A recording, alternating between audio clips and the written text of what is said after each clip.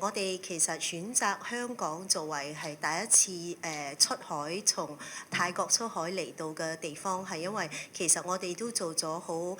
深入嘅一個調查。咁嗰陣時我哋都有 consider 喺大灣區啊，抑或係深圳啊等等去開個店，但係最終我哋都落戶咗喺香港，因為我哋覺得香港咧，尤其是而家我哋嘅店喺上環，係其實係有一個好嘅 vibe。咁我覺得呢個咧都體驗咗即係我哋覺得香港係一個想做超級有效嘅連海人。我覺得呢個真係一個我哋海外嘅 brand 想落戶嘅一個地方。香港其實是一個中西文化融合的地方，它這裡有很強的這個中國文化在。